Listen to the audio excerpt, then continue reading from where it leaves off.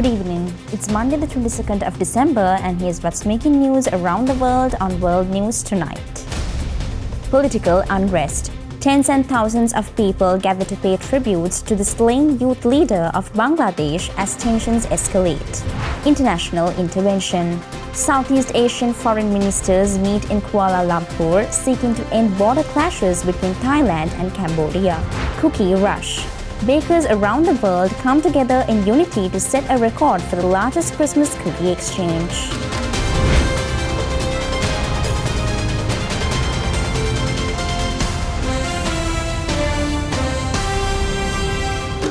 From Colombo, this is World News Tonight with Prithika Sivakumar. Good evening and thank you once again for joining us on World News Tonight on Derana News Channel. Thousands of people gathered in Bangladesh's capital to mourn a slain youth leader and election candidate as tight security was put in place amid escalating political tensions. Tens and thousands gathered in Bangladesh capital on Saturday as they mourned a slain youth leader and election candidate amid tight security. Sheriff Osman Hadi was a key figure in last year's student-led uprising that toppled longtime Prime Minister Sheikh Hasina. He was shot in the head in Dhaka last week while launching his election campaign and died in Singapore after 6 days on life support. His death prompted a wave of unrest, including coordinated mob attacks on major newspapers and cultural institutions. Bangladesh is set to elect a new parliament in February. Many hope the transition will help the nation of 175 million recover from nearly 2 years of instability. But violent protests and political wrangling have shattered hopes that arose after Hasina was ousted in August 2024. The government declared Saturday a day of state mourning for Hadi and urged citizens to resist mob violence by fringe elements, warning that turmoil threatens the country's fragile democratic transition. Southeast Asian foreign ministers met in Kuala Lumpur, Malaysia, seeking to end border clashes between Thailand and Cambodia that have killed at least 40 people and displaced more than 500,000 this month. Deadly violence has forced more than 500,000 people to flee from conflict-affected areas of Cambodia. Families are living in camps to avoid artillery shells and rocket fire. School closures and a growing influx of refugees are impacting children's education. The country's already strained education system is under pressure. But some schools in other provinces are able to take in very small numbers of displaced students. This one has accepted 13 refugees and is helping them catch up. The conflict between Cambodia and its neighbor Thailand over a border dispute has also displaced 400,000 on the Thai side. Entire villages are empty or destroyed. It depends on the situation. It's not over yet. While people remain evacuated, foreign ministers from the Association of Southeast Asian Nations have gathered in Kuala Lumpur to try and find a solution to the conflict. They are seeking to revive a short-lived ceasefire, brokered by Malaysia and US President Donald Trump in October. As the summit opened, the Malaysian foreign minister pushed Thailand and Cambodia to adhere to the terms of the peace accord. Prime Minister Anthony Albanese has defended his decision to not call a Commonwealth Royal Commission into the Bondi Beach terror attack. A target of Jewish anger and grief. Blood on your hands! Today, a prime ministerial apology. Some of that anger was directed towards me, and I understand that. And I'm sorry for what the Jewish community and our nation as a whole has experienced. No apology, though, for continued resistance to a Commonwealth Royal Commission, as calls mount, including from federal Labor backbenchers Mike Freelander and Ed Husick. Anthony Albanese doubling down on a departmental review into federal intelligence agencies. That review can feed into any Royal Commission that is established in New South Wales that the federal government will cooperate with. I'm responsible for New South Wales. We will make sure it's full and comprehensive as well as being independent. I didn't see Penny Wong attend a single funeral. I haven't seen Penny Wong shed a single tear. New polling in the wake of the attack showing only a third of people rate Australia's social cohesion as good, nearly half saying the government's response so far has been weak. Japan took the final step to allow the world's largest nuclear power plant to resume operations with a regional vote, a watershed moment in the country's return to nuclear energy nearly 15 years after the Fukushima disaster. Around 300 protesters gathered outside the Niigata Prefectural Assembly, braving freezing temperatures to oppose the restart of the Kashiwazaki Kariwa nuclear power plant. Demonstrators held banners reading "No nukes" and "We oppose the restart," voicing concerns more than a decade after the Fukushima disaster. Among them was Ayako Oga, who fled her home near the Fukushima Daiichi plant in 2011 when it fell inside the 20-kilometer exclusion zone. Kashiwazaki Kariwa, about 220 kilometers northwest of Tokyo, was one of the 54 reactors shut down after the earthquake and tsunami triggered the worst nuclear accident since Chernobyl. Operator TEPCO is now considering restarting the first of the plant's 7 reactors as early as the 20th of January, according to public broadcasts. While the company has pledged 100 billion yen in regional investment over the next decade, public opposition remains strong. A prefectural survey found 60% of residents believe conditions for a restart have not been met, and nearly 70% are concerned about TEPCO's ability to safely operate the plant.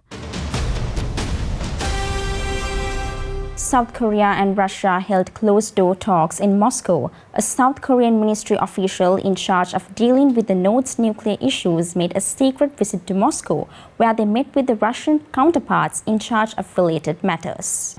South Korea and Russia reportedly held closed-door talks in Moscow recently, tapping on North Korea-related issues. According to sources on Sunday, a South Korean ministry official in charge of dealing with the North's nuclear issues made a secret visit to Moscow, where they met with their Russian counterparts in charge of related matters, including Oleg Burmistrov, Russia's special envoy for North Korea nuclear issues. Their meeting follows a September meeting in New York between the two countries' top diplomats, South Korean Foreign Minister Cho Hyun and his Russian counterpart Sergei Lavrov. Reports say Seoul could have asked Moscow to play a constructive role in ensuring peace on the Korean peninsula, given Russia's close ties with the regime. One expert, however, says Russia's stance on the regime's nuclear issues is quite firm and it would be hard to change. In fact, Russia has denied that there were any secret talks between Seoul and Moscow. Russian Foreign Ministry spokesperson Maria Zakharova said in a statement that the opponents of Russia-North Korea cooperation have not abandoned futile attempts to undermine their strategic partnership. She further added that Russia was not holding any consultations with South Korea nor discussed matters affecting inter-Korean relations, particularly North Korea nuclear issues, which she claimed do not exist for Russia. Given that the communication between the two countries has remained frozen for some time, the expert noted that undisclosed talks between Seoul and Moscow may be considered a step forward. Yet how the two sides will address North Korea issues remains to be seen. Let's go in for a short commercial break. More world news coming right after this.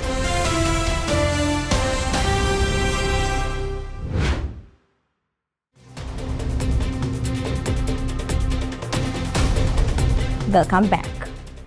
U.S. negotiators met with Russian officials in Florida for the latest round of talks aimed at ending the war in Ukraine. However, U.S. intelligence assessments indicate President Vladimir Putin has not given up his goal of taking the control of the entire country.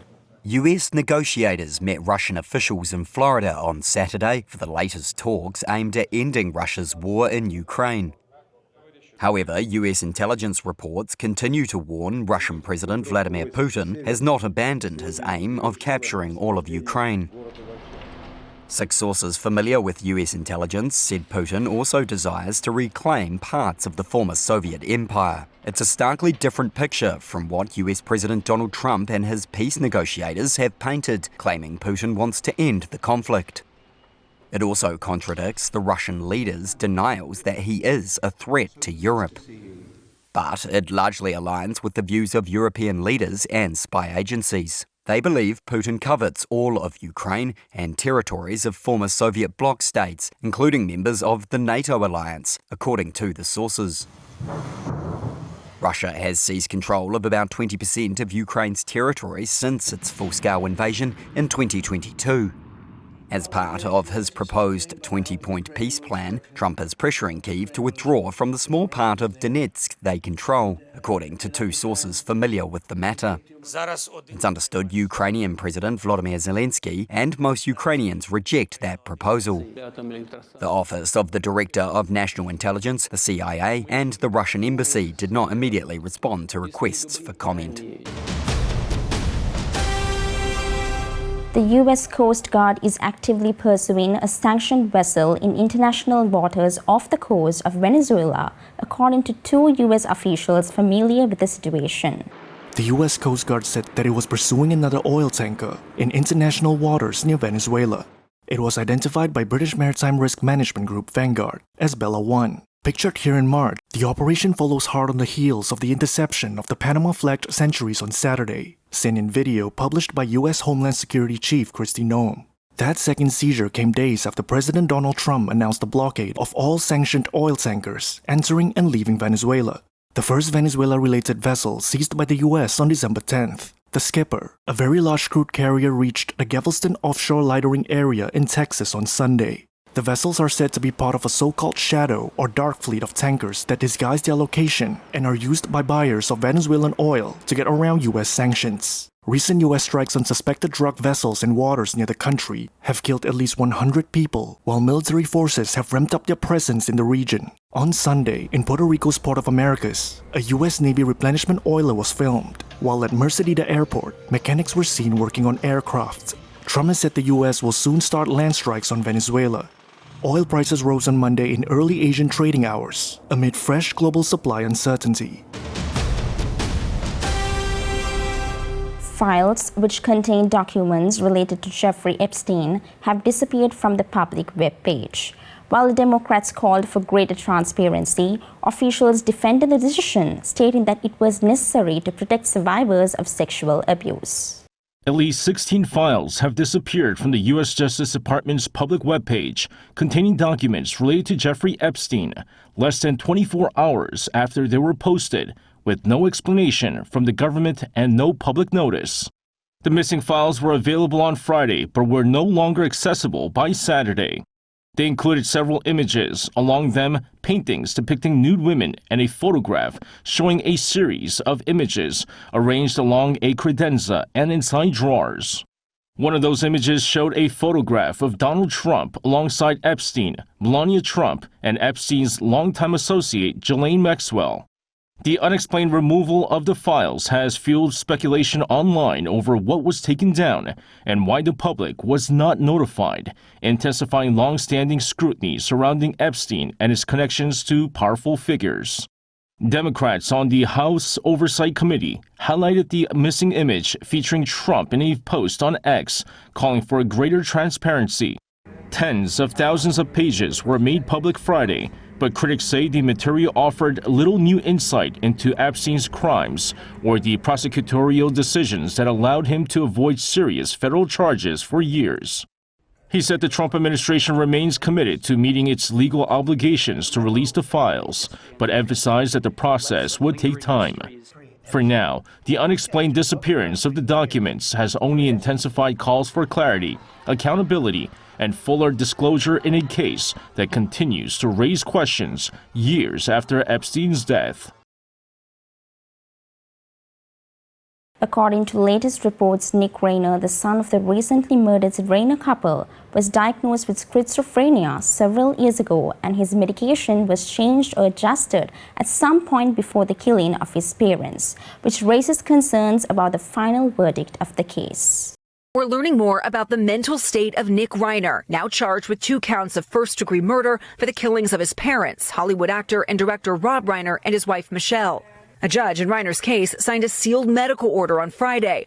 According to 3 sources with direct knowledge of the case, the 32-year-old was being treated for a serious psychiatric disorder at the time of the crime. Reiner had been diagnosed some years ago with schizophrenia and was on medication, which had been changed or adjusted before the killings. Nick Reiner did not enter a plea during his first court appearance Wednesday, his attorneys standing to obscure his face and later urging the public not to rush to judgment. Legal analysts say if Reiner does stand trial, his defense may be setting the stage for an insanity plea.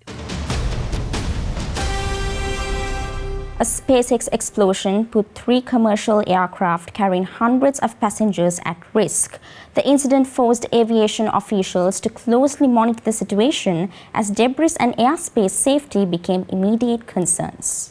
It was a SpaceX rocket launch that ended in a fireball. Whoa! And tonight, new FAA documents obtained by the Wall Street Journal reveal the chaotic moments that controllers scrambled to reroute planes amid concerns about potential debris. I need to keep all the aircraft clear of that area because of the debris. According to the Wall Street Journal, debris rained over the Caribbean for nearly 50 minutes, causing a JetBlue flight heading to Puerto Rico to enter a holding pattern. 2 other aircraft, a private jet, and an Iberia Airlines plane declaring fuel emergencies and making the call to travel through the temporary no-fly zone, all 3 landing safely with 450 people on board. Iberia Airlines telling the paper its plane flew through the area after all the actual debris had already fallen, and JetBlue saying they're confident its flight safely avoided the debris. The Journal also reporting SpaceX didn't immediately notify the FAA of the explosion through its required hotline. The FAA convening a safety review panel, but paused review in August, saying most recommendations were already being implemented. In a statement, the FAA says it keeps everyone informed before, during, and after commercial space launches. Prior to every launch, the FAA provides airspace users debris response area and aircraft hazard area coordinates. The report comes as SpaceX, led by CEO Elon Musk, a key Trump ally, advisor, and donor, pushes for faster launch approvals from the FAA. Still, questions tonight about safety. Time for a short break now. We'll be right back with more world news.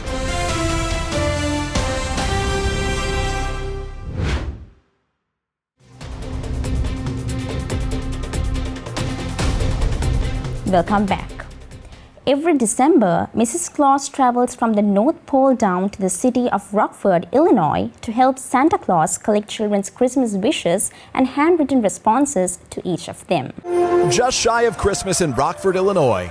The lights are up and the anticipation is building, but the most joyful place, it turns out, is inside City Hall.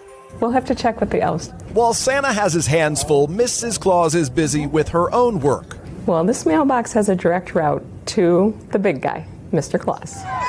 For years, beginning the Saturday after Thanksgiving, hundreds of kids drop letters into this mailbox for St. Nick, each with a very special wish. Santa, can I please have headphones? I want Hot Wheels, a dragon, a monster truck, peace on earth. Santa, can I please have Barbie dolls? Her Christmas commitment that every one of them gets a handwritten reply. We get as much joy in responding and reading the letters every year. All of our previous letters. Santa's beloved partner has been doing this a long time. And for her, the reward is sweeter than milk and cookies. It's kindness. A little magic in the mailbox to go with what's under the tree. I don't think you just write a letter to Santa to write a letter to Santa. I think you secretly hope that someone is actually reading them and will write back. Often the asks are for something much more meaningful than a toy. I want my family and friends to be safe and healthy this year. I would also like to help the homeless people and my dad to retire so he can spend his life with me. And with Christmas around the corner, Mrs. Claus doesn't just reply to those letters. Ho, ho, ho! How is everyone? There you go. She delivers cheer directly to your door. No chimney needed. Thank you. Thank you for writing. A simple gift to make the holiday bright. It's our role as citizens of the world to share kindness and fulfill people's dreams where we can. In Washington County, Pennsylvania, Laura McGowan is taking her second shot at a world record. This time, she's aiming to host the world's largest Christmas cookie exchange, bringing together hundreds of bakers from across the country and around the globe. Laura McGowan's kitchen has a lot going on. It smells amazing, like butter and sugar. It's about more than baking. And her love for it goes far beyond the kitchen. Oh, they look beautiful. In Washington County, McGowan gathered hundreds of bakers, and online, even more joining in from coast to coast and around the world to trade sweet treats and make history. I feel like I have 9 new best friends. It's like I've known them all my life.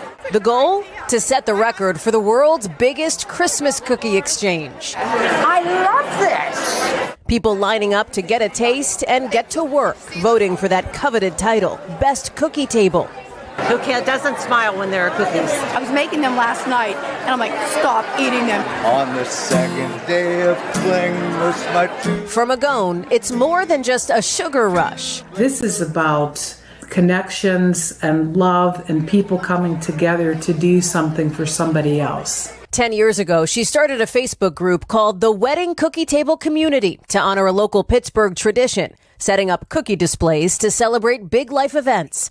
Nearly 400,000 members strong, the community now swaps secret ingredients. That's the secret. And steps in during tough times. And they've already made history. You have set a new world record title! 6 years ago, Magone set the record for the world's largest wedding cookie table. And soon, she will have a second world record under her belt. The record-setting number, more than 83,000 cookies. And for the winning table, Tears are coming because I'm like, all the things we went through, I'm in disbelief. It just increases your faith in humankind, and I feel so blessed to be able to be here and surrounded by so much love. It's just another wonderful thing around the holidays. And with that, we come to the end of today's edition of World News Tonight. With the hopes of seeing you again, I'm Pritika Sivakumar, and we'll leave you tonight with the visuals of seasonal decorations adorning Russia's St. Petersburg as people enjoy winter pleasures. Also, don't forget to send us your feedback through email at feedback.adncenglish@derana.lk or via WhatsApp at 076-805-7933. Thank you for watching World News Tonight on Derana News channel. Have a good night.